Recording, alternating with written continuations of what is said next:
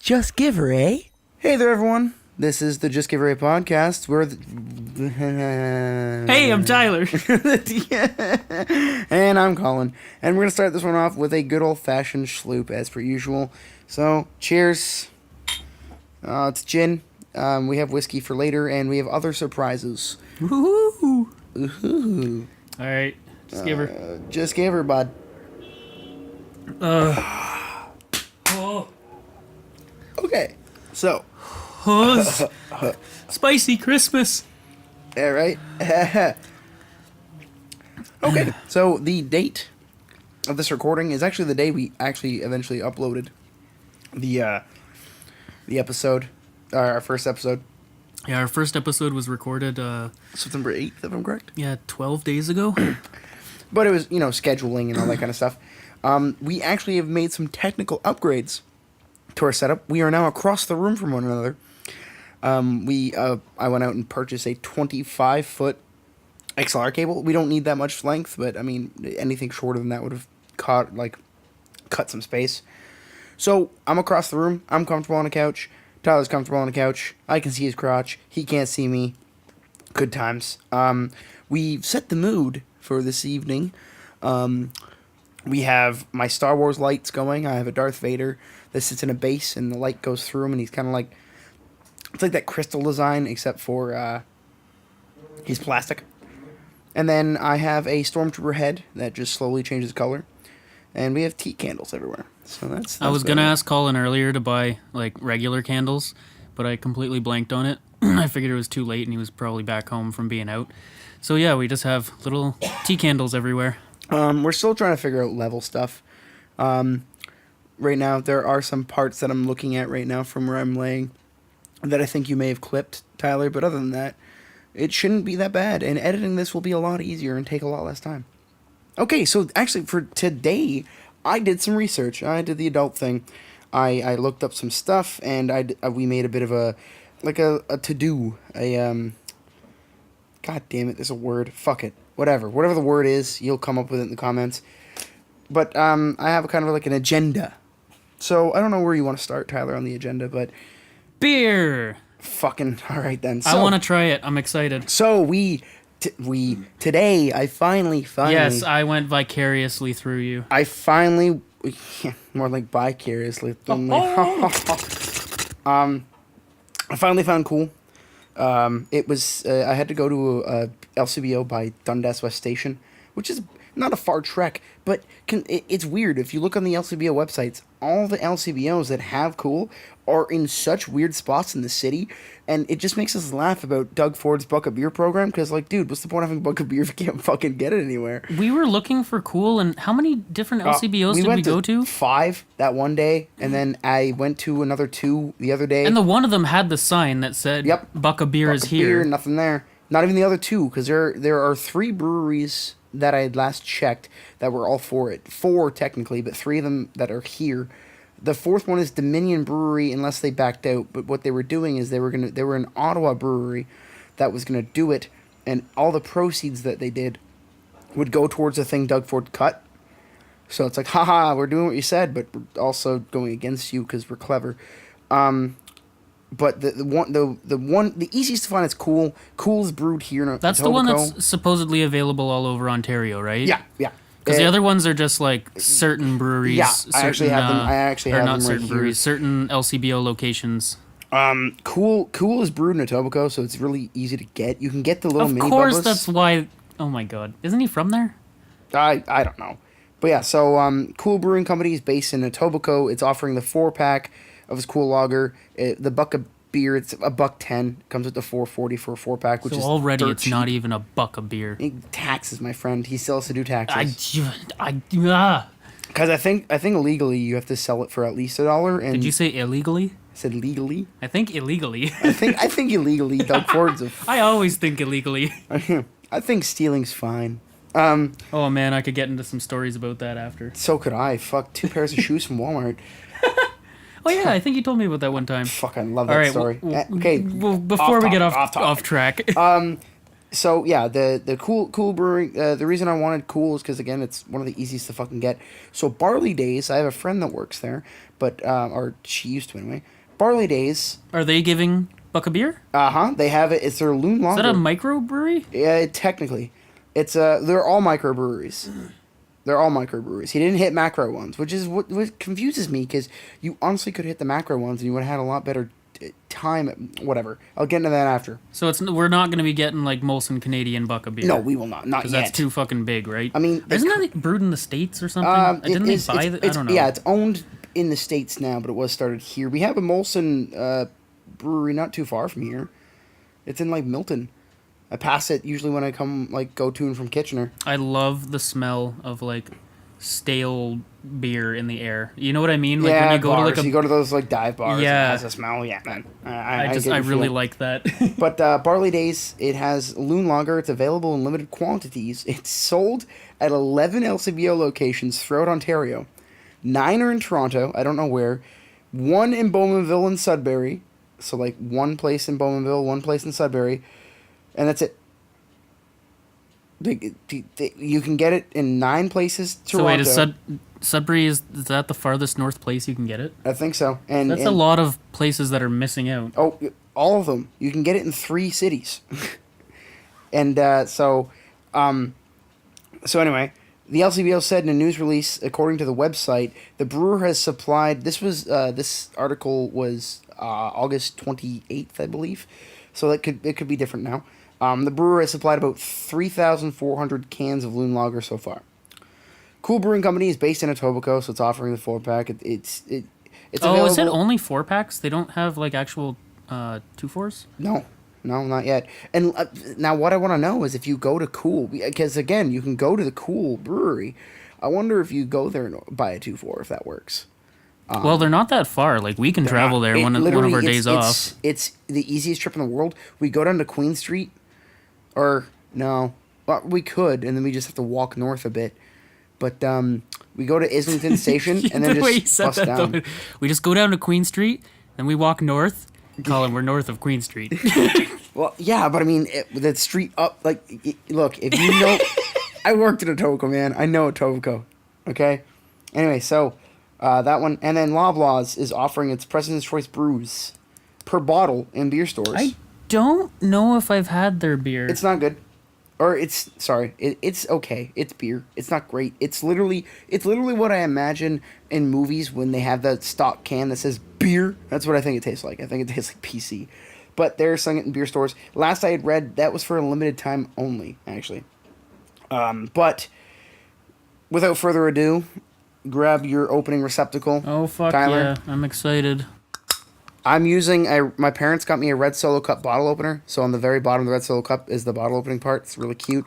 I gave Tyler my metal Sam Adams bottle opener that I got Oh, for Sam watching Adams. the For Super some Bowl. reason, I thought it was Steam Whistle. Nope. Yeah, Steam Sam Whistles are my Adams. keys. I didn't want to have my keys for the janglies. Okay, but Steam I'm Whistles are going my for keys. it. Okay, 3, 2. There we go. Wow, you fucking chucked yours. Dick. I didn't even mean to. Oh, sure you didn't. All right. All right, here it goes. Cheers through the air. Yeah, I guess we'll do the sound effect again. There you go. We have glasses around us just to make these sound effects for everyone. Okay, I'm gonna smell it first because I've never had this beer. Yeah, we're being sommeliers. Sommeliers with beer. Smells like a beer. It smells like Labatt. Smells like blue. yeah. It smells like something my dad would have drank or Smells like my blue. grandfather. Yeah, my grandpa. Well, my dad used to drink Labatt Blue. Like I said, he drank that at ball games and stuff. My grandfather drinks Labatt Blue. So it does Fucking remind me of that. And I think we were drinking Blue last time we were. recorded. Yes, we were. We were. Okay, I'm going for my first All sipper right, doodle. Here it goes. I want to hear your reaction first because I've had Cool before. I've had it on tap and I've had it in cans. I want to say cans. Not gonna lie, You like it? I like it because It's water. it It's nothing. it feels like nostalgia. It feels like Fair. I'll accept that. That's a it better feels answer than I like thought. when like my grandpa or my dad would give me like those sneaky sips of beer when I was a kid. You know what I mean? Like, oh, just one sip and that's it. Like it reminds me of that. So it does remind me of the beer they drank. It's literally It's so light. It tastes like beer water. its flavor reminds me of a mix between Budweiser and Labatt. So It's good. I like it. it's not bad. It's not bad. The only problem is you have to travel to the ends of Toronto just to get a fucking 4-pack. But It's I'd say this is like for someone who has never had a beer or doesn't know what kind of beer to drink, this would be a great starter beer and it's because it's so bland. 440 for a 4-pack. Well, Actually, I knew I was like, so I went to the LCBO. I looked it up, knowing that it had it. But I was like, oh fuck, what if they're out? As I walk up, there's a guy outside like panhandling, and this guy walks out and passes him a 4-pack. And I was like, hey, hey, I'm in the right place. So with that little segue, my first thing I want to talk about is what's your opinion on Bucket Beer, then, Tyler? Now that you've tasted one of 3. well, honestly, I really didn't care whether or not Buck-a Beer became a thing or not. Like, I just didn't care. Out of anything that Doug Ford was campaigning for, this would be like the one thing where I'm like, yeah, sure, whatever, Buck-a Beer, that sounds cool, I guess. Like, if it happens, cool. I was hoping there would be more companies. I understand why not, because it's like, why should we devalue our product just to give people cheap beer? Like, you're not going to pay your employees less. Microbreweries, yeah, they charge more, but, you know, they're small companies. They try to put out the best product they can. They're trying to pay their employees well. The fact that we do at least have this beer here, the cool beer, and I guess how many more? 3 more? 3 more technically, but I don't know if I think the Minion may have backed out. See, for what it is, like I said, it's kind of bland. It doesn't have a ton of flavor. It's just such a standard tasting beer. Like, it's so low key in its flavor profile. There's not a lot going on. Sure, Buck a Beer for this. Yeah, I would drink this again. It's cheap. There's like, you're not gonna drink this looking to be like a beer connoisseur. You're not gonna be like, oh, I can taste the distinct variety of hops that they used in this, and there's an essence of wildflower. You know, you're not going to a fucking microbrewery. You're not going to some hipster bar looking for something fancy. This is something, at the end of the day, you're kind of broke, but you want to get a light buzz on. You go for this shit. Fair points. I was gonna say the one you're describing is kind of like Halo. Halo Brewery is some good shit. They've put a lot of effort in their brews. They're one of my favorites. My whole endeavor about this is that again, now people are justified to beg for change outside of a beer store in LCBO, because it's like, hey, give me anything. If I make a 440, I'm set. I have beer. Mind you, drinking 4 of these, unless you have the metabolism of a cancer patient, you might not get buzzed. Well, I'm looking at the bottle now. I'm actually surprised. It's 5% Oh, I forgot about alcohol per volume. So that, like, for Canada, that's pretty standard. 341 milliliters per bottle. So $1.10 a bottle. Yeah, if you're like a street person, if you're you know, a beggar or a homeless person, and you do like to drink and you're begging for change, this is definitely good for them, I guess you could say. Like, obviously they shouldn't be spending all of their change on beer, but for the ones looking to just get by and get a buzz, it's good for them, you know?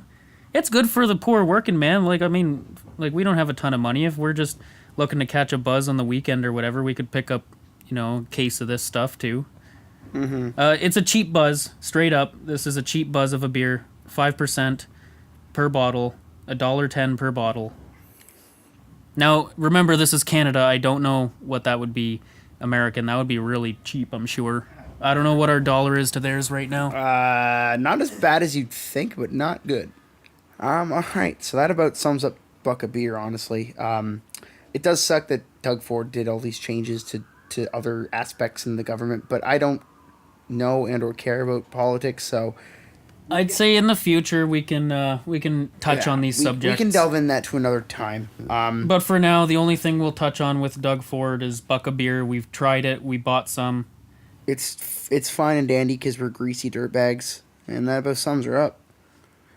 All right, so I don't know. What do you want to go to next? I'll turn the floor to you. I say Spider-Man. Let's talk about Spider-Man. Okay, you go first. You played it first. You bought me my copy. Go. Okay, so When did it come out? I think it came out on like the 7th or the 8th or something. I could be wrong. It just came. Okay, it just came out this month. We're in September 2018. Marvel Spider-Man, the new game by Insomniac, for PS4. I do not believe it's for Xbox. It is not. It's only for PS4. Overall, like blanket statement, really fucking good, really fucking fun. Its release date was the 7th. The 7th, okay. I've probably sunk in a good 25 hours or more at this point. I have done a lot of the main story missions. I'm now trying to back away from that and do more of the side quests. I guess a couple things I've noticed right off the bat. I feel like after 20 to 25 hours, I am nearing the end of the game, like the main story campaign. So it's compared to like a lot of other games that are coming out, and especially for me, I play a lot of like Japanese role-playing games, which can be really lengthy. They can be 80 to 100 plus hours. The main story of this is a lot shorter for someone like me. I'm used to main stories lasting a lot longer, but it makes up for it with a ton of side quests, like mini collectathons. There's a lot of and it's nice too, because if you're not a fan of collecting items in games, which I know a lot of people aren't, that's something you tag on to make something last longer, with no real value to it other than let's make this game longer. The nice thing about Spider-Man that I have to say is, even though there can be missions that are like collectathons, like you have to go out, I'll try not to spoil as much as I can. You have to go out and collect, say, like pigeons. You have to collect pigeons. You have to collect backpacks. You're looking to take photographs of landmarks. So you're collecting these items and pictures and whatever. But the fact that the game is so visually pleasing, it's very easy to get around the city, and just swinging around as Spider-Man is just overall fun, that you don't feel like it's a chore to get 100% in this game and to do these side quests. It's actually fun when you're like, oh, I can't wait to find another backpack, or I can't wait to go take that other picture over there, because you get to find another spot, another building. There's even, ask Colin, of the little Easter eggs you can find too. Oh, the Easter eggs are so good for the most part. My favorite one was, I'll get into it after. You continue. So, yeah, that being said, it's really fun, but of course, like any game, you're gonna nitpick, you're gonna have your problems. So far for me, I guess my cons, my problems with the game, the enemies are very much copy and paste. So it's basically their skins change. So the faction that you're fighting is technically different, but all the move sets are the exact same. And it happens over and over, and like the fighting is fun. And see, again, if you start to get bored of the fighting because you feel like you're fighting the same enemy over and over every mission, there is, again, side quests you can do to break up the monotony. You can go and do something else. You don't have to just keep fighting these stupid enemies again and again. But that is a downside. I think there should have been more variety, or when they do introduce a new faction, it shouldn't just be like, oh, this faction has machine guns, and this faction has machine guns, and oh wait, there's a new enemy, they have machine guns. Like, it gets a little boring for that, so that's a downside, unfortunately. Do you have any pros or cons, Colin? I have a ton. Like, I literally, I can go in depth into the game. And Colin has also played probably 20 plus hours of it by now, maybe close to me. I've done more of the main story than him, so he's probably at this point done more side quests. I'm at 64% completion of the game right now. Yeah, so you know what? We're actually pretty damn close, because I think I'm maybe 60. So yeah, well, that being said, I'm 67%, I think, is what I last saw, maybe closer to 70. But I'm almost at the end, I believe, of the main story quest. But Colin is much farther back in the main story, but our completion is close to the same. So Is that all your thoughts on it? Oh, There's a lot, I know. there is a lot to talk. Those are like the surface points of the game. We'll say this right now. Colin is and was a bigger comic book fan and Marvel fan than me. I know of comic books. I know of Marvel and DC. I don't really know the backgrounds of characters. I don't necessarily know all of the enemies' names or even the main characters' names. So even with Spider-Man, I went into this game. I know Spider-Man. I know that he swings on webs and he lives in New York, and I know I have fun playing the game. Colin, on the other hand, he'll know the characters. He'll, for the most part, know certain backstories and lore. So that's a big difference with us playing this game. That being said, anything about it, Colin, in terms of continuity or bringing up the characters that you know and love that you like or dislike? Processing. I'm just gonna go over the surface thoughts again from my perspective. I agree that the enemies are very copy and paste, but the problem with the enemies with me isn't so much the copy and paste. Fine, whatever. They put a lot more effort into the main characters, not the dregs that you fight. Cool, whatever. Your droogs get their asses kicked. Fine. But my biggest problem is that the missions just they make it, quote, harder, unquote, by going, hey, so you did the one part of the mission and guys just showed up. And like, okay, what? I can wholeheartedly agree with that. I feel like it was a cop-out on Insomniac's part.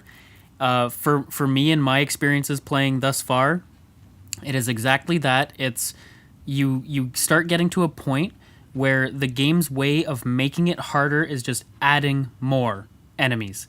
The same ones, the exact same ones, just more of them.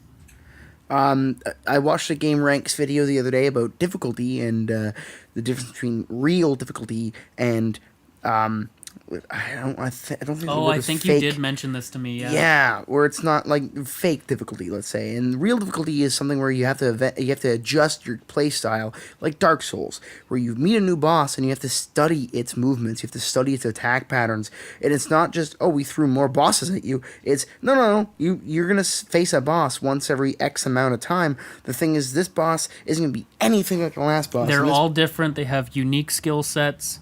You have to change your play style every time. Exactly. But Spider-Man, like Colin said, other than the main bosses and the ones that I've fought up till now, I fought 2. I think I'm at my 5th boss, I guess, technically. The bosses are great because they make you change how you play. Ever so slightly. It's not like a huge change. Obviously, Spider-Man doesn't have a million different types of moves. But, yeah, they don't really change the difficulty in terms of how you're going to play. It's more so just more is coming at you of the exact same thing. Agreed. And again, sometimes it fits for certain things, but there's a mission type where you find somebody and you're like, okay, cool. And then a group of guys comes out, and you're like, why? Where the fuck were you guys? Around the corner? You guys jerking off? You guys drinking coffee watching me fucking save this dude? What the fuck are you doing? It's so true. Like, there's certain missions where you're chasing a car of a couple guys, you finally catch them, you knock them out of the car, whatever, you stop the car, you're like, okay, cool, just a little petty crime, got it. And then 4 cars pull up with 18 guys with rocket launchers and machine guns. You're like, okay, I guess. The rocket launchers point blank is one of the most fucking infuriating concepts in that game. The part that bugs me about how they just keep throwing more and more and more enemies at you is, so obviously Spider-Man has a spidey sense, and a big part of the game is dodging. It starts to get really hard, if not impossible, to dodge everything. You dodge one into something else, you're like, that's exactly. cool. So you've got 4, 5, 6, sometimes 12 people with snipers, machine guns, whatever, pointed at you from every direction. Hopefully, if you stand still and they're all pointed right at you and you dodge at the right time, you can dodge all of them into a rocket. It's great. Great times. The writing in the game, phenomenal. I know that Spider-Man is known for his quips, right? Like, he's witty and he has stupid puns and really bad jokes, but I like that kind of stuff. That's Spider-Man, right? That is very Spider-Man. This game is full of that, and I love it. It's gold. It feels like obviously there is an end to it. It's going to start repeating itself, but for me so far, playing for about 20-25 hours, there is enough different little jokes and quips from Spider-Man that it doesn't feel repetitive yet, which is good considering I've played this long, and I don't feel at this point that I've heard too many of the jokes again and again. I'm like, okay, haha, that's funny. This game is boring now, so that's good. It's fairly fresh. The dialogue is engaging. You want to keep hearing what he's gonna say. Even with the repetitive enemies, it seems like they still wrote enough jokes in for Spider-Man to have a new one to say at all these stupid enemies that are the exact same. Just the story writing too, when you meet characters like I'll get into that in a second. We're gonna do a spoiler session in a bit. We will warn you. We will give you plenty of time to skip ahead. Yeah, to you know what? pause. Once we get all of our comments about just the gameplay of it, We'll go into Colin's right, spoiler yeah. story stuff. Because then, based on how far he's gotten and I've gotten, we can start saying specifics. Yeah. And we'll give you plenty of time, and then what we'll do is we'll probably listen to this back, and then we'll record a quick little skip to blankety blank blank bloop bloop bloop, and then that will be your time to skip. So don't worry, for people that want to know the story and like spoilers, unlike myself, or like those people like Tyler. Tyler doesn't care about spoilers. I do. I honestly, I love spoiling myself. I know your fucking pain. I hate spoilers. So I will give you ample. We might even add a sound effect for spoilers. We might just do that. Just do the air horn. Yeah, spoiler alert. Spoiler alert. We might do that. Anyway, back to gameplay. Swinging, like Tyler said, swinging around New York is so fun that I the other night I was playing for like 7 hours, and I think 3 of them was just me swinging. Because it's so fun and so fluid and so natural. They do set up fast travel points at a certain point in the game. You don't want to use early, them. but I've used them a couple times.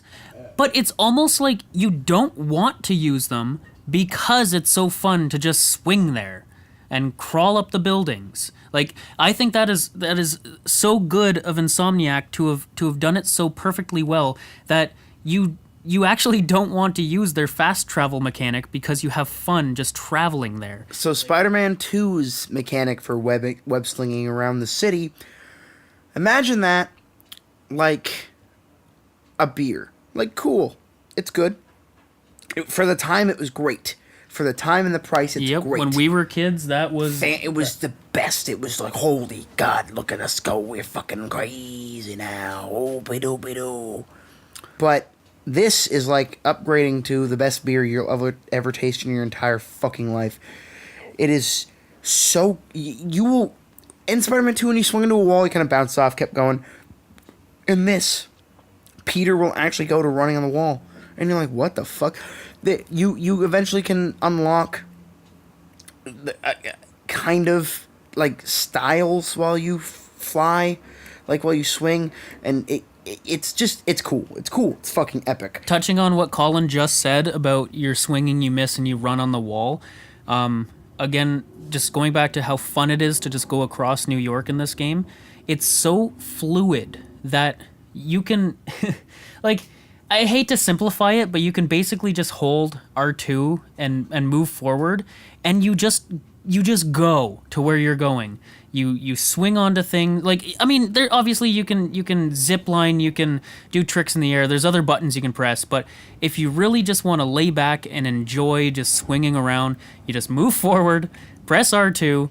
You can run across the walls, you miss, you swing onto something else, you fall down, you swing onto something else, you run up another wall. Yeah. It's so quick and easy. You don't take fall damage, so you don't have to worry about that, which is semi-realistic to me, because... I don't know how indestructible Spider-Man is, but...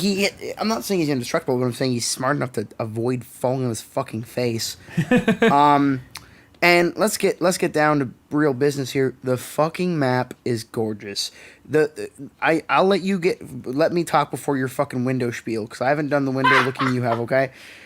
But I've never been to New York, but if it's anything the way it looks in the game, it's beautiful. I mean, of course they threw in the actual Easter eggs, like you have certain buildings that are part of the Marvel universe, and we'll get into that in the spoiler bit. But you have other parts like this, that, and the other thing that aren't real. You have the things like the Daily Bugle, yada yada yada. But there's so many. It's so fucking beautiful. And if you don't want to swing, you can run on the street and you can actually talk to civilians. A little prompt will come up, and you talk to them. Sometimes they give you a mission. Sometimes they tell you their worries. Sometimes they just want to give you a high five. It's actually really cool. And the game gives you incentive because you can get a small amount of experience points just for interacting with just people. for doing things. Experience points come from everywhere, and if you're a fucking trophy hunter, man, these trophies some of them are so easy in the sense where you're like, oh, that's simple, but it's time consuming in a good way because it doesn't just give it to you on a silver fucking platter. You have to work for it. What else with the map? The map allows your swinging to be easy because in this you can't just swing at the webs you can't just swing at the clouds, sorry, unlike in Spider-Man 2 when you can just the sky. Yeah, you're above the tallest building in the city, yet you're still swinging. You have to actually be close enough to attach to things, and you can attach to more things than you think, like trees and all that. You can attach to it. It's actually really cool when you drop down from a tall building or a skyscraper into one of the parks. And my first thought playing was, there's some low-lying trees, but I don't think it's going to work like that. And they'll actually make it so that Spider-Man will turn sideways before he hits the ground if you're still holding R2 to shoot your web. And he'll shoot sideways onto a near tree and almost do like a complete flip up in the air against the tree, it's really satisfying. And it keeps that fluidity when you're moving along from the building to the parks. It's gorgeous. Costumes. You're allowed to, this is well known to everyone. You can customize, you unlock costumes throughout the game. A lot of people are disappointed. I'm so far only disappointed because I don't recognize as many as I want to. People think there should have been more costumes as well as more iconic, recognizable ones. But there is DLC coming out, and we will get into that after the spoiler bit, because in order to talk about the DLCs, you have to talk about the spoiler bit. I recognize some. I enjoy some. I honestly don't recognize more than 2 or 3. Yeah, no, they're easy to get. I don't recognize many of them. The thing is, I don't know Spider-Man all that much from the comic books. I know more. I watched the cartoon series. I watched all that stuff more. But the costumes, they look beautiful. And you get new powers, with new special abilities that everyone, which is nice and interesting. Keeps things really cool. Hey, cool, like cool beer. Oh God, we just did an ad run for cool. Hey, fuck, you never know. We can get them to ad. I was looking that up today, how to sponsor a podcast. I want to ask around. I'll ask around. I'll be like, hey, you want to just sponsor a shitty little podcast? I'd do it for $5. $5, you get 15-second ad, 20-second ad. Colin, some people say that our podcast is the cool one around. Okay.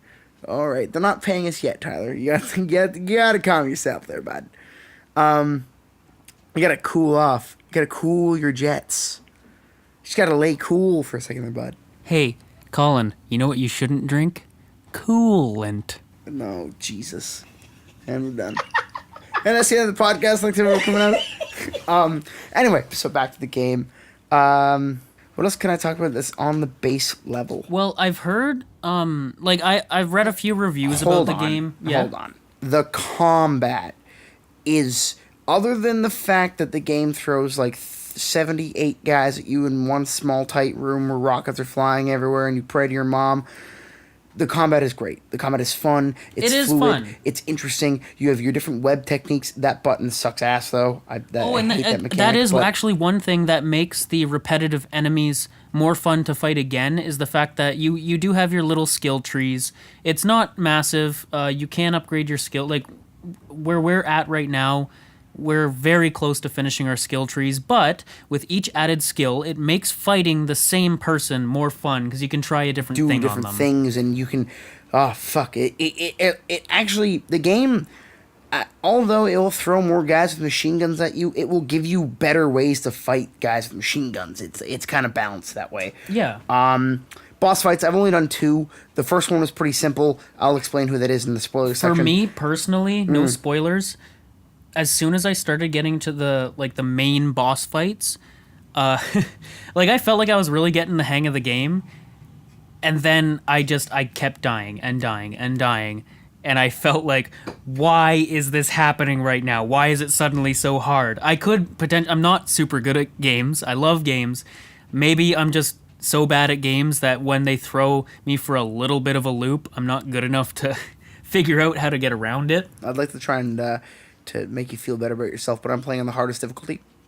And you didn't experience rockets till now, and I experienced rockets from like Well, a I get quarter like into the one game. once in a while. Colin, like, because he's on hard, he Fuck. was like, I get like No, 12, it's spectacular. 12 Thank you. guys with rockets, and I'm like, I think I just started seeing rockets. Man, I get at least 3 for everything. The simple little crimes. It's like, oh, okay, beat up rockets, point blank range in the middle of the street. Sure, that's logical. You'd do that because that wouldn't be dangerous to yourself at all or anything. We'll get more into that when it comes to the spoiler discussion because that actually could influence. Like the story could technically influence that. What is with the game on surface level that we could talk about? It's the, I wanted to say the one complaint that I read in reviews. Well, I mean, obviously there's a bunch of them, but one that sticks out right now because we were talking about the map. It is gorgeous. It's fun to traverse. People said it feels too small. Yeah, it was just stupid. It takes you I'd say it takes you like, I mean, if you swing go from north to south, south to north. If you go 2,000 meters, it takes a good like 3 minutes, which is fine. I mean, again, it's they're bringing out DLC, and what was it? It was November, December, October, November, December.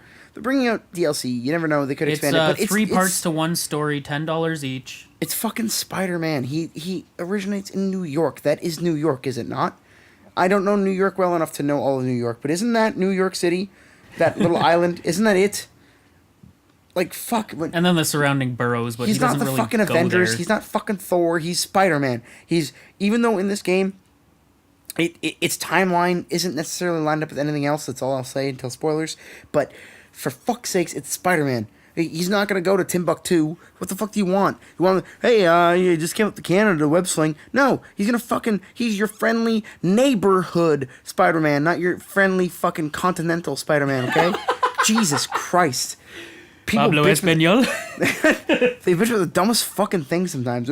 I can't actually just travel to my house in North Carolina in Spider-Man. It makes me very sad. Shut the fuck up. You're in fucking New York. It's a big enough map for the fact that you get to web swing everywhere. They're gonna expand the story.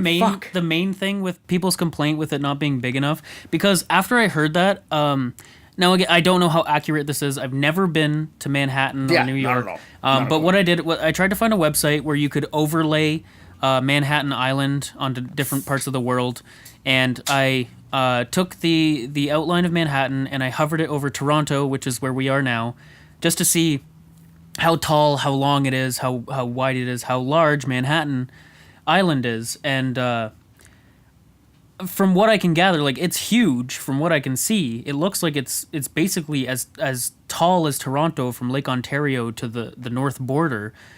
So obviously they've kind of compressed Manhattan for the Spider-Man game, but like if they really want a 100% accurate representation of Manhattan Island with every detail, every building. GTA fucking 5?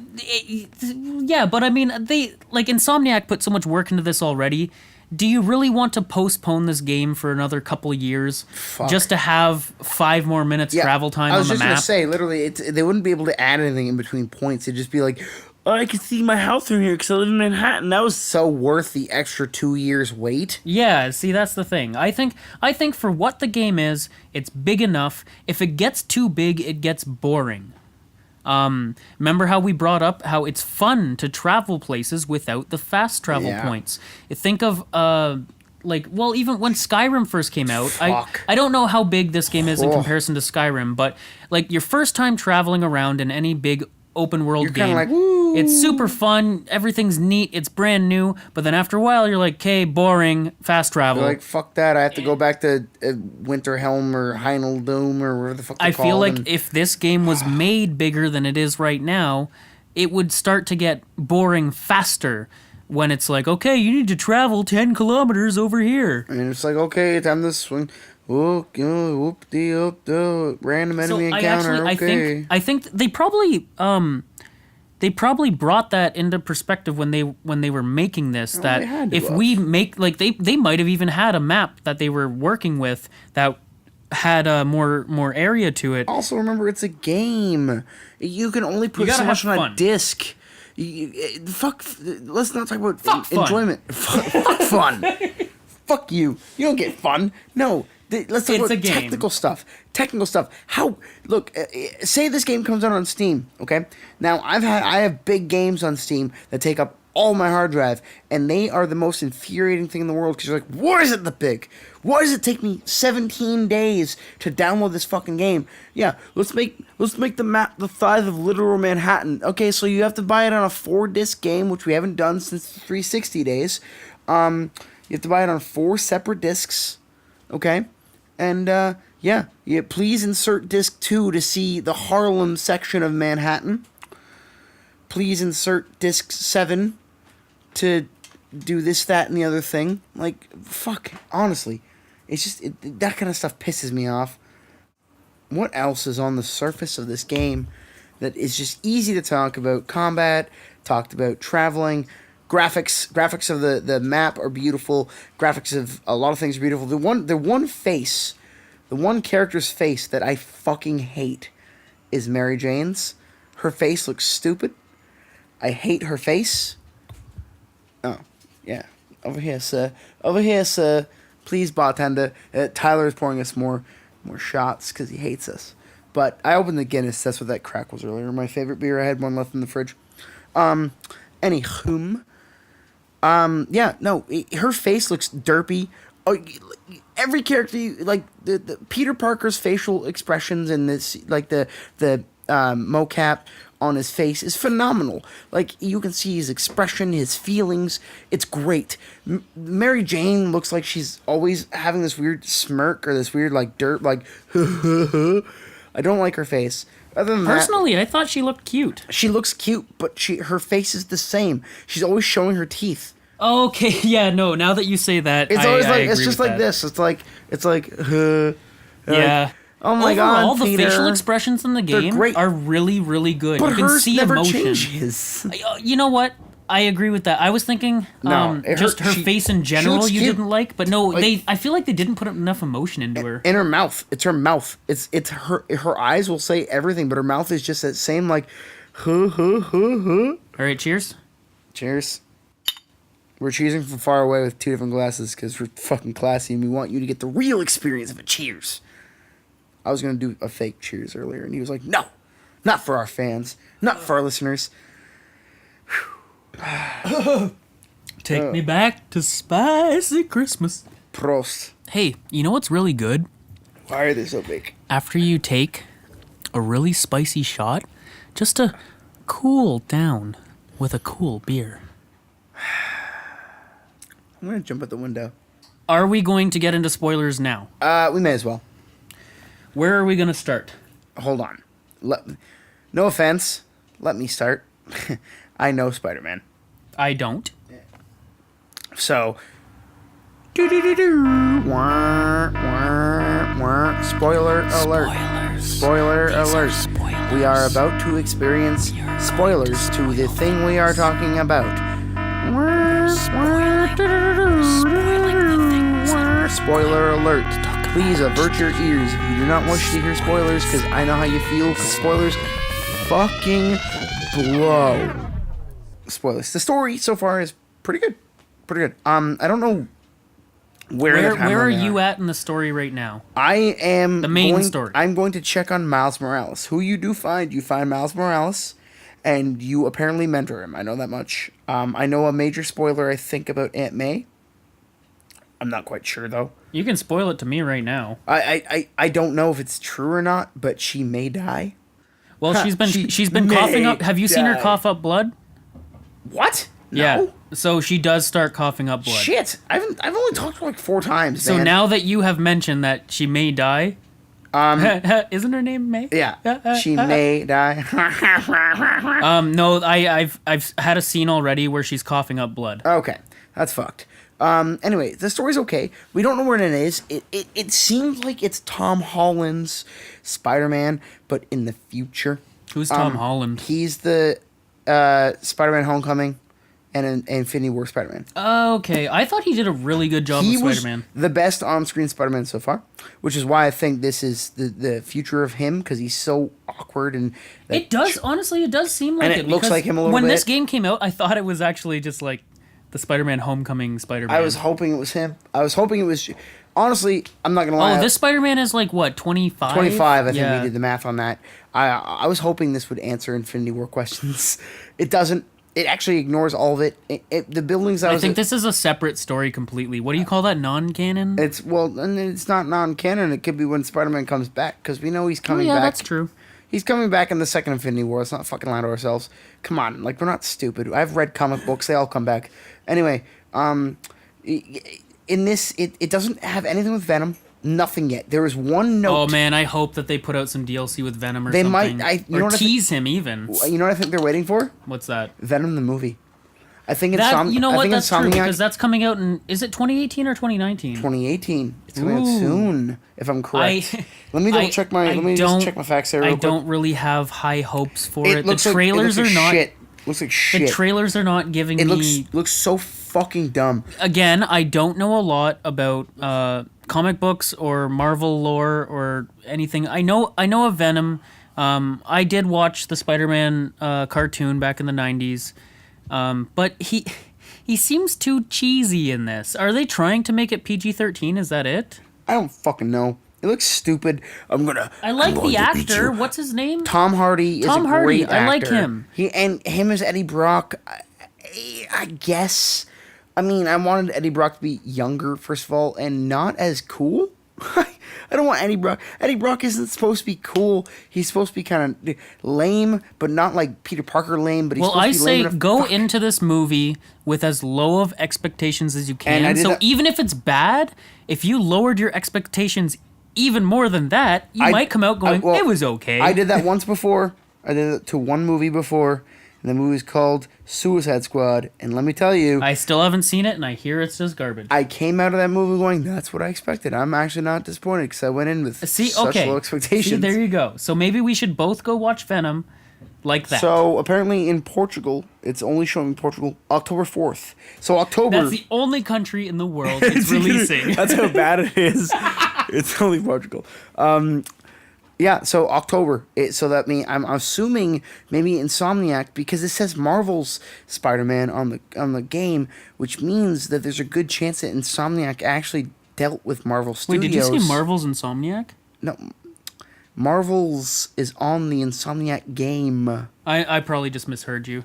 I thought you said it's Marvel's Insomniac. But Marvel's with the apostrophe and everything, it's on the game, which means Insomniac must have had some communication with the Marvel Studios. I'd be down with them making a Insomniac Venom game. Well, but that's what I'm saying. I'm saying the DLC might have Venom after the movie comes out. They have to Okay. establish.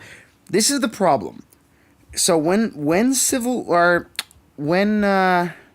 Avengers, technically, I guess, when Avengers came out, everyone was butthurt about one character.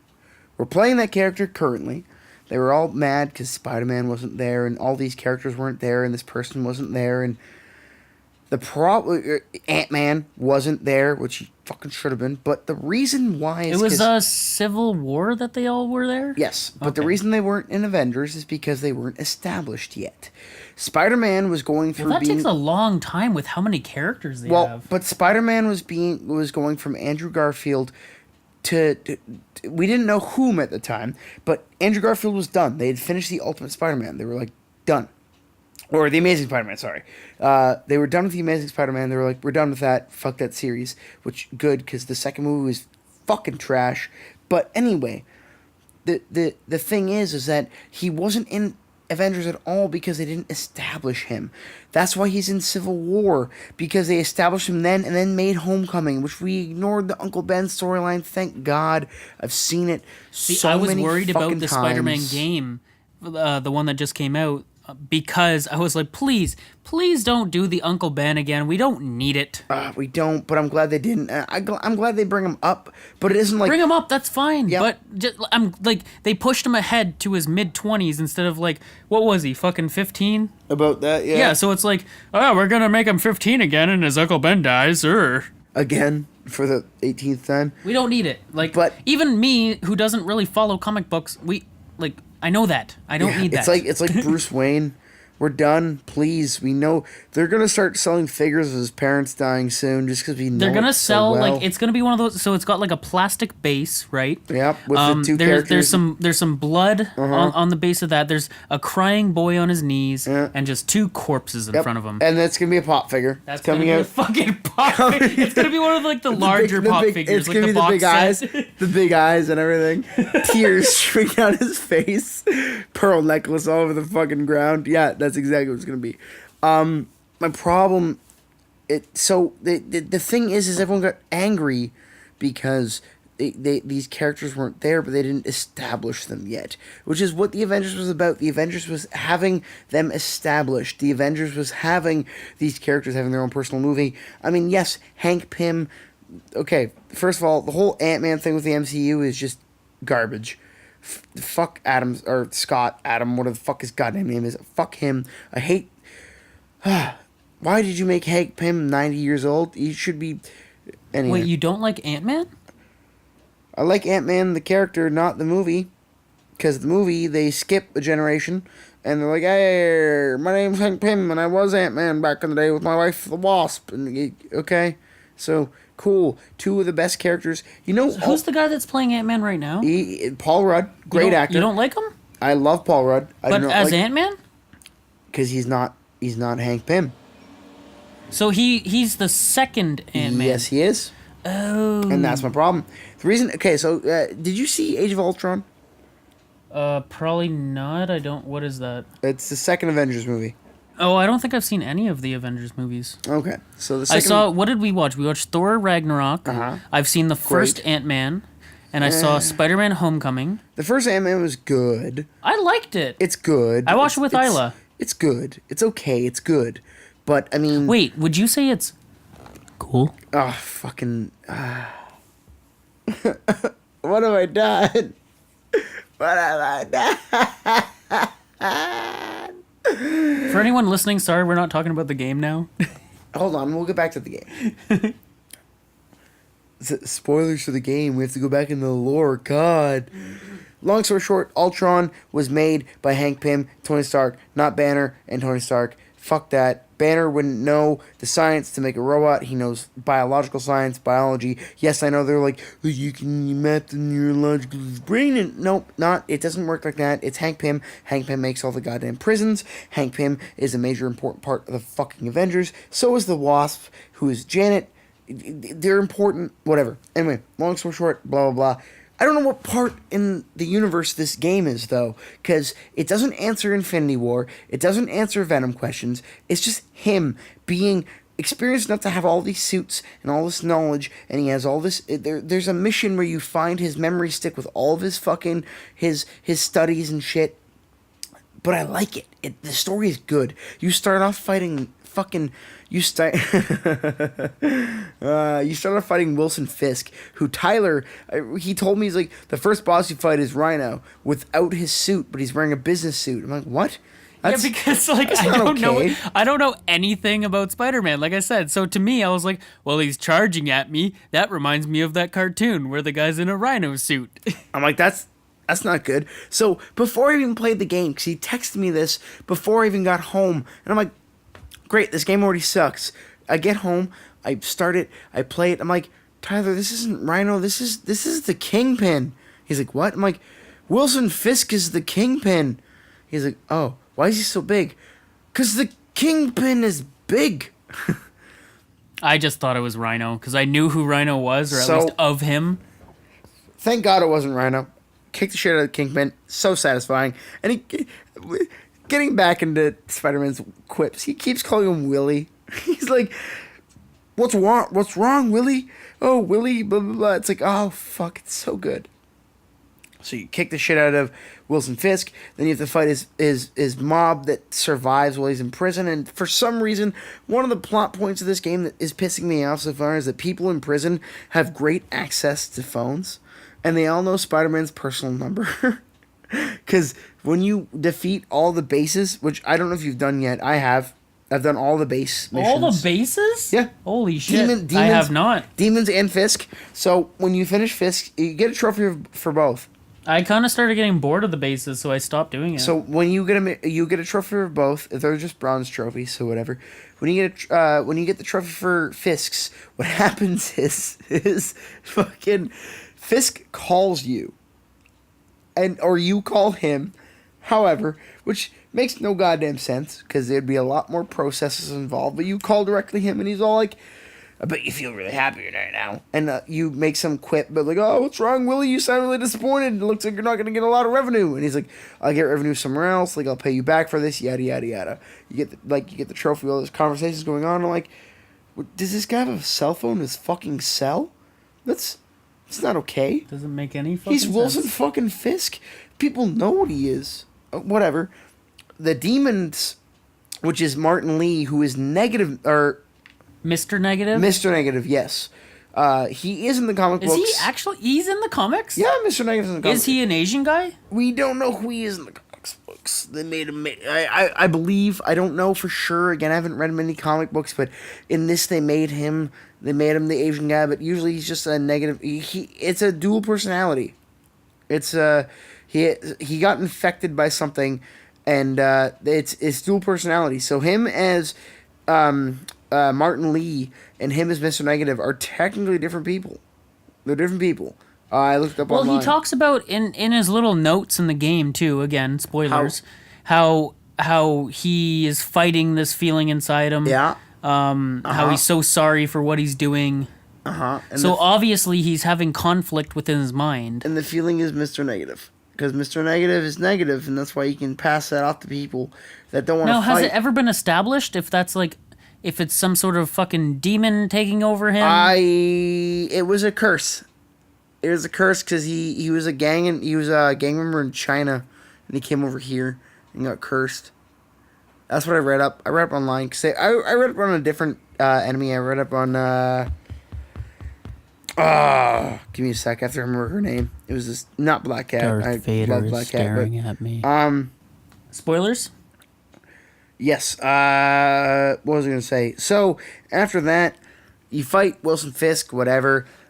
You and MJ have broken up, and then when she says why later, it apparently is because you don't take things seriously, and you coddled her, and you're like, MJ, Oh yeah, you can't because go you here treat her like a baby, you treat her like a princess in distress who needs to be saved. which is stupid because she is literally. Mary Jane, you're stupid. But anyway, which is in everything else, she dumps him because she doesn't like the stress of being a superhero's girlfriend. It's fucked.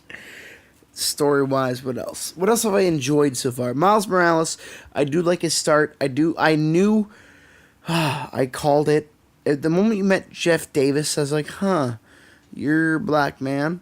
I don't want to be racist, but Miles Morales is a black boy, and I do know that you apprenticed him because my friend spoiled that for me. So I was like, nah, Davis, Morales, no chance. So then later, you play as Morales for a second while he goes to the ceremony, and his dad's like, where are you? And all it says is, Dad. And I'm like, this is the same mission where Spider-Man was going to the ceremony. I'm like, there's no fucking way. He gets there, you see his mother, I forget her fucking name, starts with an R. Rodriguez. It's sure. Roselle, I don't know. Something with an R. But she has Morales as the last name, so you meet them. And I called it. During the moment I got to that mission, and you meet MJ there, you were as Parker, not as Spider-Man. I'm like, he dies. He's gonna get blown the fuck up. What happens?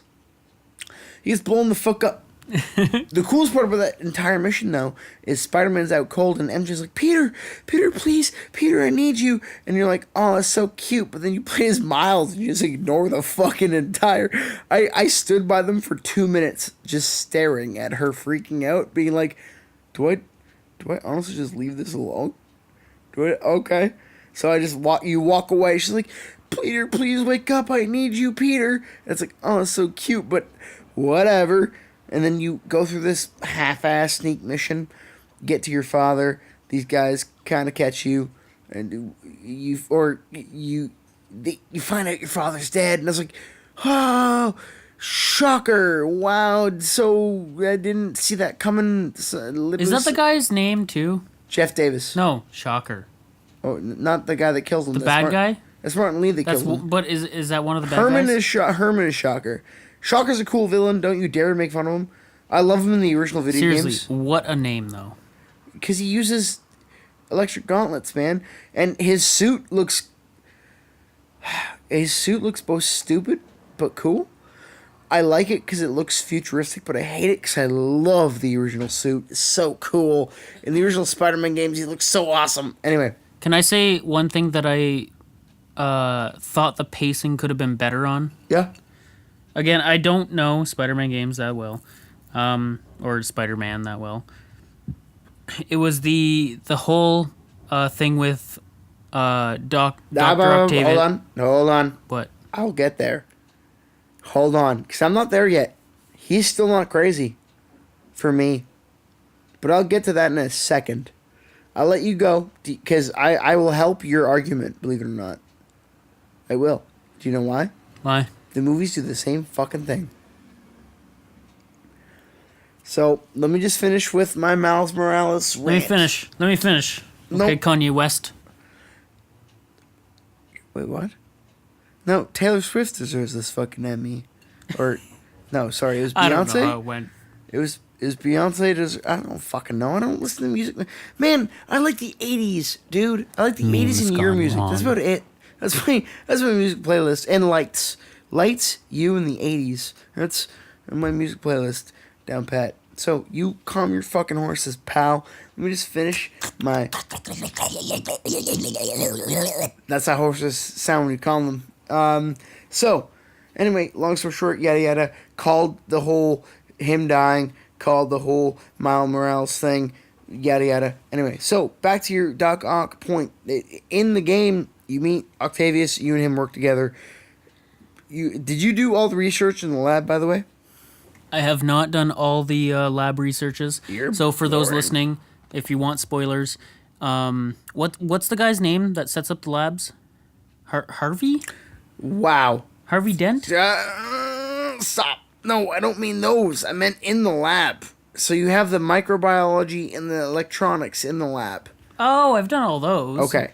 I had to. So you do those with Otto, and he means...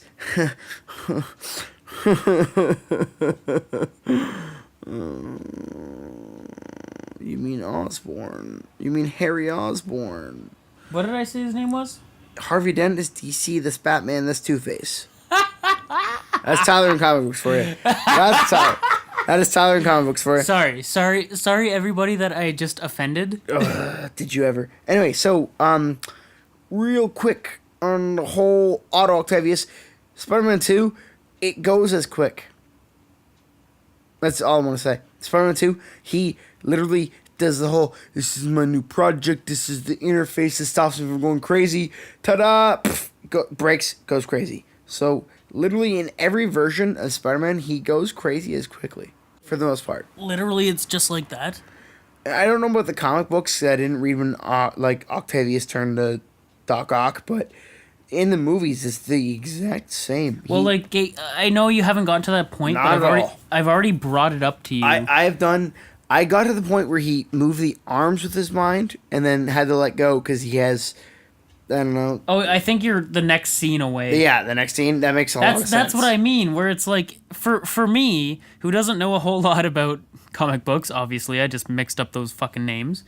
But, for me, just the character development and the progression of the story, it went from, like, Spider-Man or Peter Parker is helping Dr. Octavius with his projects. They're trying to save the world. They're trying to make prosthetics. They're trying to help amputees. All good things. And it literally just goes from that in the snap of a fucking finger. I'm evil now. Okay. You know what the reason for that is? The game does explain it. If you listen to all the audio tapes and you look at everything in the lab, have you done that? I listened to audio tapes after the lab. Did you look at them during the lab, though? Do you get the same audio tapes I do? I would just go in and do my thing and leave.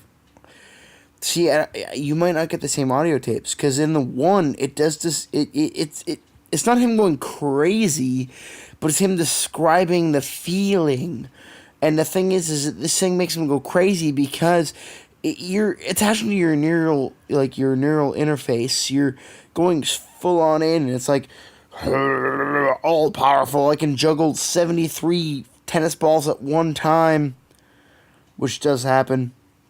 I don't know if it's 73, but it's like 12, 13. Well, he picks up 15. a whole basket of balls. Whole bucket, and then he drops them after like the 19th ball, and he goes, "I'd call that a success."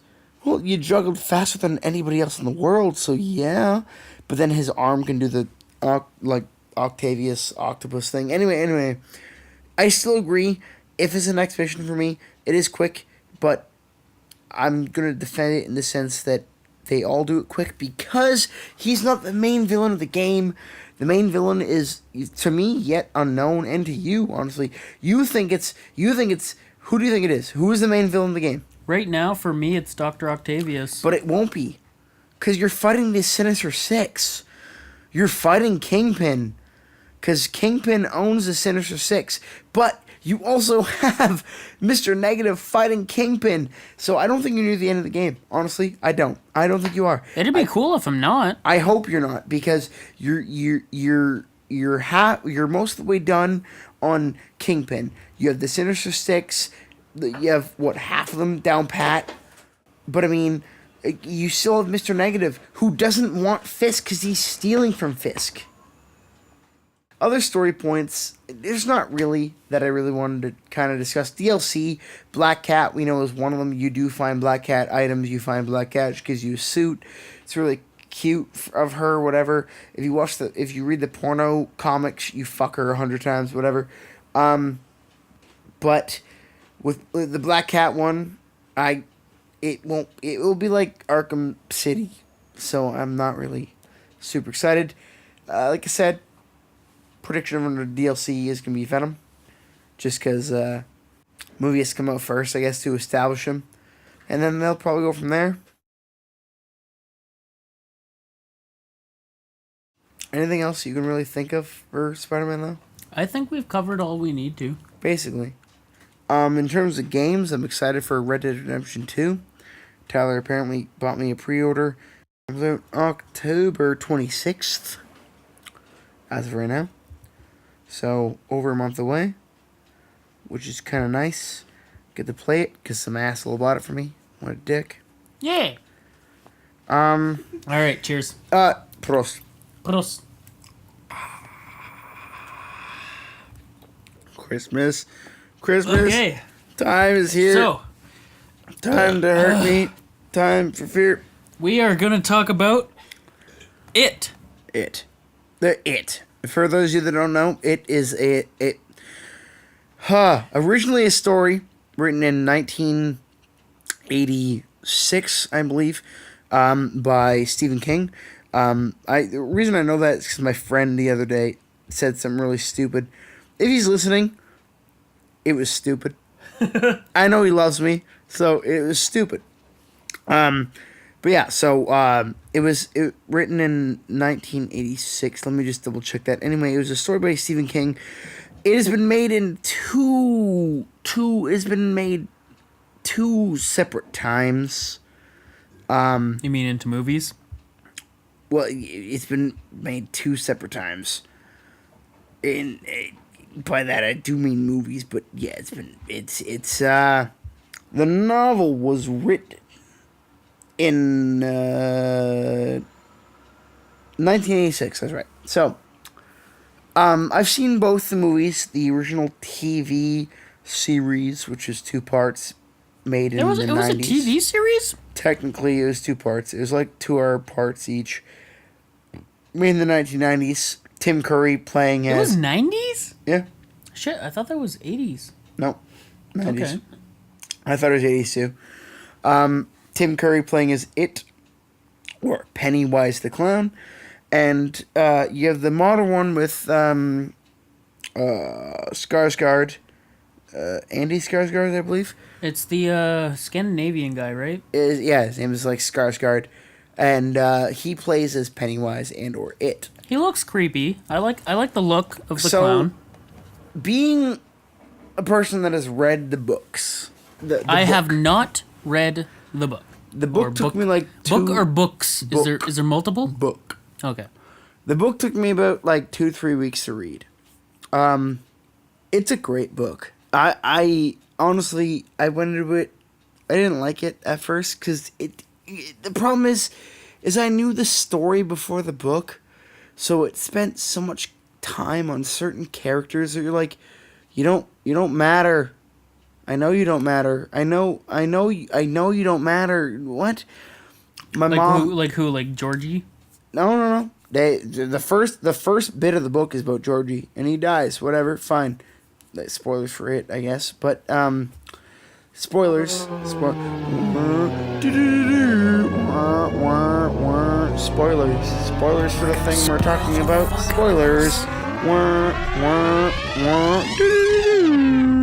The book begins with Georgie, but then the character I'm talking about is Stan, the Jew, kills himself as an adult. He doesn't come back to help fight it.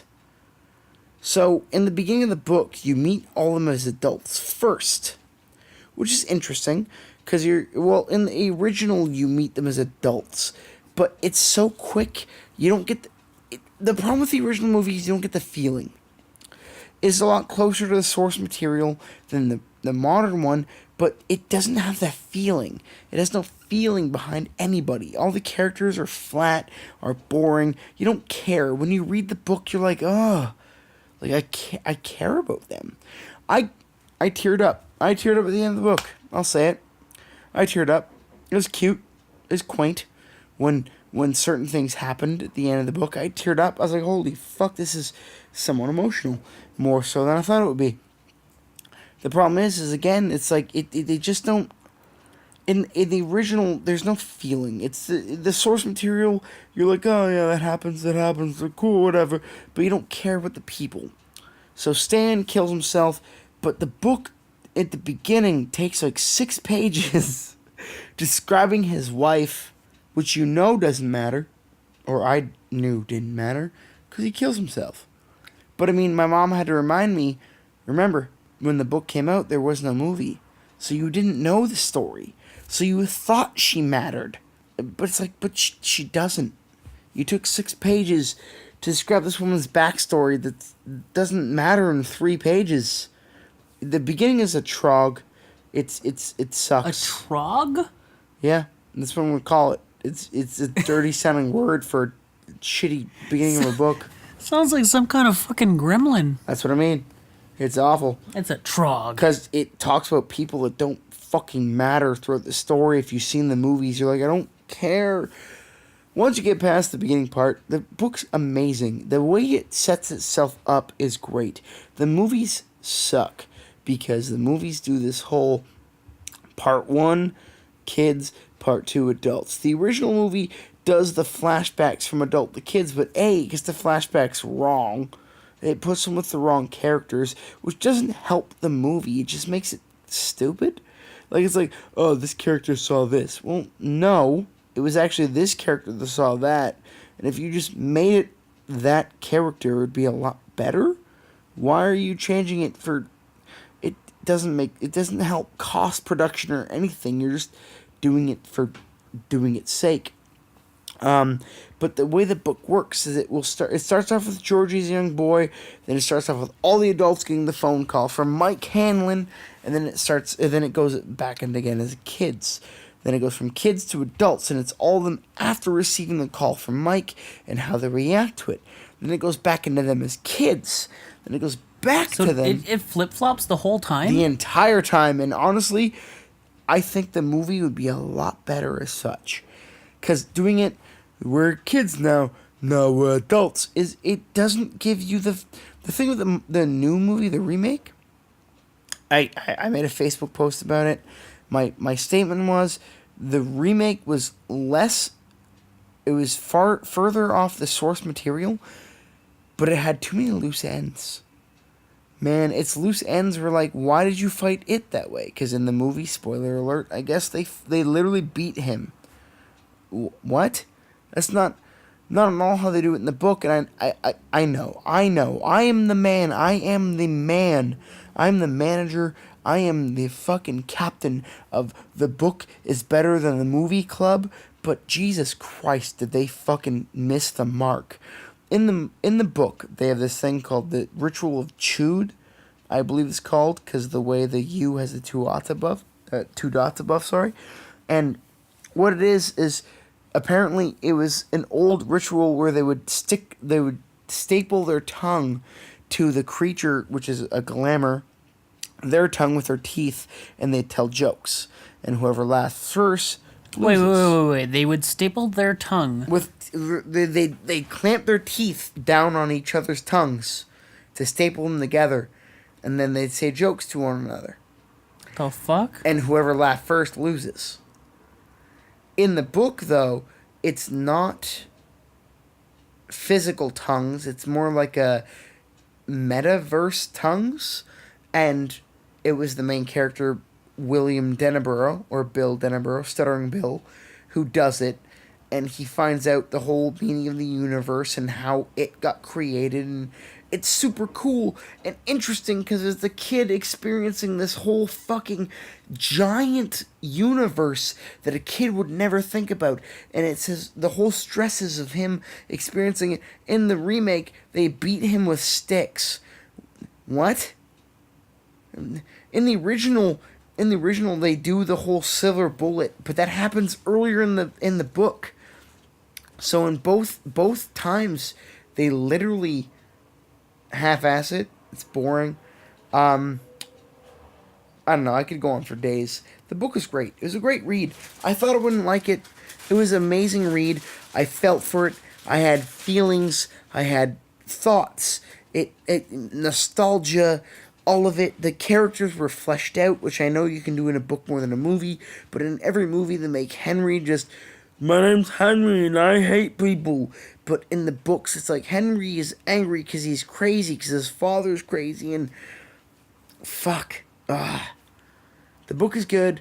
The movies both suck, in my personal opinion. I thought the original was better as a kid. I was like, because I'm a fan of the originals. I'm like, the original's better because it's an original, whatever. But after reading the book, watching the original, watching the remake, I'm like, they both suck ass. The original is close to the source material, but it doesn't give you the same feelings as the book does. And the remake has the jump scares and whatever. You're like, oh, I'm a little frightened. But it's so many loose ends. Like, why is Richie afraid of ghosts? That doesn't make sense. Or, ghosts, sorry. Why is Richie afraid of clowns? Doesn't make sense. Why do they beat him to death? Where the fuck is the giant spider? Where the fuck is everything? Books. Fucking hate them. I read them, but I hate them because they make a movie or a TV show out of them, and like, hey, you see this book? That's our movie. So that's it. That's my ramble about it. I don't know if I can top that, man. Probably not, because you only saw the movie, the remake. I only saw the new remake movie. And you laughed at it. You were even scared. Okay, the part about that's really weird is that I'm a very emotional person. I get scared, I get happy, I get sad very easily. Scared especially. I watched the new remake of It by myself. I made it a point to watch it by myself. Heard that it got great reviews. Was an amazing movie. Blah, blah, blah. I was in the living room. All the lights out. Everyone's asleep or not here, and I watched it by myself. Not once was I scared watching that movie. It was not scary to me. I find a lot of things scary, and I did not find that movie scary. One scene in particular, I laughed at. It was funny. Was it the dance? Nope. Or unless they were dancing in the bathroom. Nope, it was him It was on a the scene stage. in the bathroom with the the girl with the blood splurting out of the fucking sink. Yeah. It was so fucking funny. So that happens in the book. I assume that's an actual scene that happens, but the way they did it, and then the fact, okay, I'm sorry, cut you off. Nope, go ahead. It's afterwards when she gets her and her friends to The fucking montage. clean it up. It's a goddamn 80s montage of them cleaning up blood in a bathroom. A blood-covered bathroom. The whole thing was just silly. The blood splurting out of the fucking sink, the montage of them cleaning it up, the whole thing was silly, and I loved it. I thought it was entertaining. It was not scary. Not scary. The thing with the book is her getting sprayed with the blood, terrifying. Reading the book, you're like, that's interesting. Like, Jesus. Kind of creepy. When they clean it, the book doesn't say it like a montage, but the book plays it out kind of like montage-y. They all freak out when they first get there, but afterwards they're pretty calm. And then they go, the thing that they miss in the movies is they go to a laundromat, and that's when they become real friends. Because the Jew, Stan, knows a place to get the towels clean that they use to clean up. And they all sit there. And that's when they find out more about each other. That's where we go, so have you seen the clown? And Stan goes, yes. And he admits his story, which in the remake is that stupid Jew picture, that dumb thing in the mosque that comes out to get him. Which, yes, is a frightening scene in that movie, I'm not going to lie. Oh, like the freaky picture. It looks like a nun, but it's not a nun. It's Yeah. creepy. Creepy scene. You're like, wow, that's creepy. But honestly, the scene in the book is so much creepier. Holy fuck. That scene would look childish. In the book, he goes to the thing they call the standpipe, which is like the water tower in their town. And there's a door open that's usually locked. And he is like, what? And he hears music. So he goes, what the fuck? Goes by the door, and he smells a carnival. He smells popcorn, hears the music, hears kids laughing. And as he slowly goes up the stairs, he eventually hears people coming down the stairs. So he goes, that's weird. I don't want to run into them in case they're weird. And then he sees the children that have been murdered before him, and like the children that have been murdered, and they're all mossy, and they've been clearly in water for too long, and they're like, come to us, Stanley, and they're coming down at him, and he's terrified. He tries to go out the door, but the door slams shut, and he tries to get out the door, and you're reading it like, this is scary.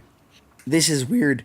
Like, imagine you saw this in a movie, you'd be shitting yourself. I'd be pissing myself. I'd be like, this is scary. This is fucked. But in the movie, they're like, I'm in a mosque and there's a...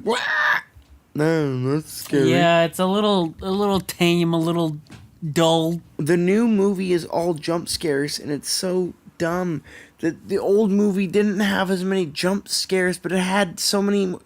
If they just combine the two feelings of jump scare and that more... I don't know what to call it, but like...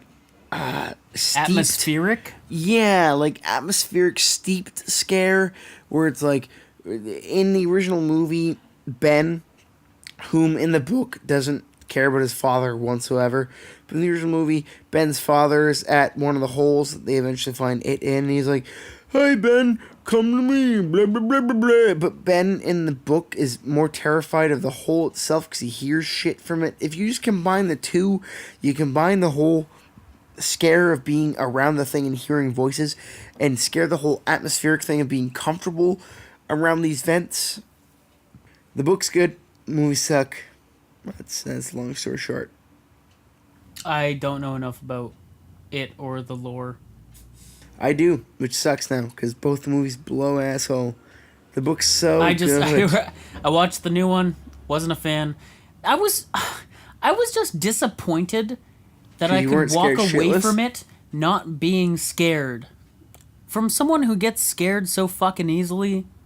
Come on. You were jumping at Manhunt. So yeah. Was Manhunt the one with the maze? Manhunt was the one where I murdered people with a plastic bag. The video game? Yeah. It was a while ago that I played it, and you were like, "Is this scary?" I'm like, "Not really." And then guy jumped at me, and you're like, Yeah, and the new It was not scary. "It wasn't."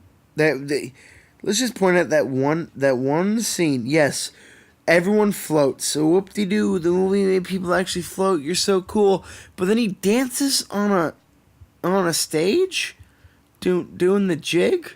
Was that the one where he's in front of like the firewall? Yep, and he's like, That was so fucking stupid. Hey, is that It was scary? so dumb. Is that scary?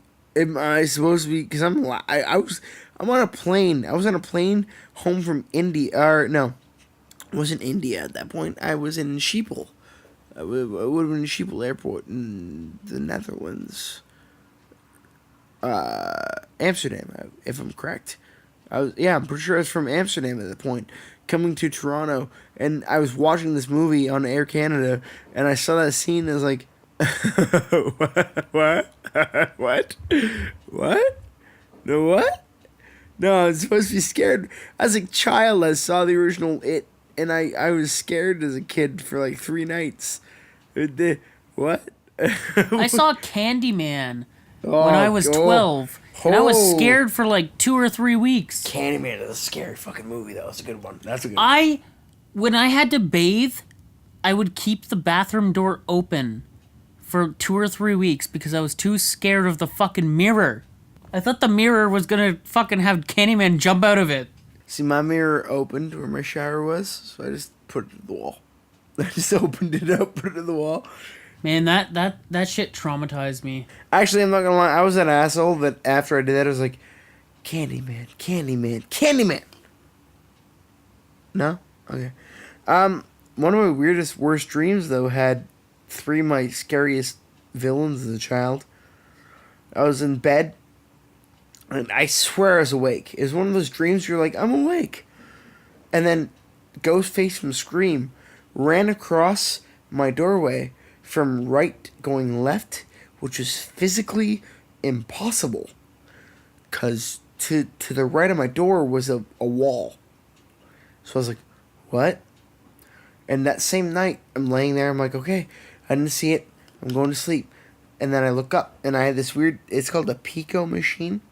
I had it as a kid, but after a while, we emptied it, and it was literally just a shell of this, like, stand, and Chucky was looking at me, being like, I'm gonna kill you, kid. And I was like, what? So I woke up, and it's like, oh my god. So I went to go sleep with my mom that night, and I fell asleep fine. The next night, though, I had another dream on top of those 2. They were back in their spots, but I had Freddy Krueger coming after me, and I was scared shitless. Now I'm old enough. I know that dreams work where I can control them as much as they can. So woo-woo-doo-doo. But those scared me. It, as a child, it was a 2-part DVD my mom had. After the first part as kids, I was like, I'm going to go downstairs with Dad. Because it was summer. My dad's sleeping in the air conditioner. I'm like, it's hot in here. I'm going to go downstairs. My sister's like, younger than me. She's 4 years younger. She's like, are you scared? No. I just want to go downstairs. Went downstairs, watched TV with my dad. My dad was asleep, so I was watching TV, trying to calm down. I was scared shitless. I was terrified. I was terrified of this fucking movie. So the next day, my sister's like, haha, I watched all of it and you didn't. You're little baby, whatever. For the next 2 weeks, my sister had nightmares about it. And I was like, I didn't, because I went downstairs, turned on Cartoon Network, and watched Johnny Bravo. I'm not stupid. I knew my limit. I was like, nope, that was too scary. Even though the original movie isn't scary now, because I'm an adult, and I know horror, because my mom grew horror, I know bad horror movies, I know good ones, whatever, yada, yada, yada. As a child, it was frightening because it was nightmares. Everything it based itself off of was your fears. And it's like, I didn't have a fear of spiders. I didn't have a fear of claustrophobia. But I'm like, if I did, it would get me. It knows me. It knows my fears, even if I don't know them yet. So maybe plot twist. I'm afraid of fucking leprechauns for some reason. It would make itself leprechauns. I was terrified. But yeah. So, long story short, the book is a lot better. Read it. It's a long read. It's a long read. It takes a while for your mind to build the universe and build the characters, but it is so worth it. And today, I was at the LCBO getting this cool, and they had a drive on where it was like pay $2 for a book to help whatever charity. And Tommy Knockers by Stephen King was there. My mom owns every Stephen King book known to man, but I bought my own copy so I wouldn't wreck hers, and I do want to read it. So that's my rant on it. That's about it. All right. Well, that's about it for tonight. So thanks everyone for listening. This is Tyler. And this is Colin.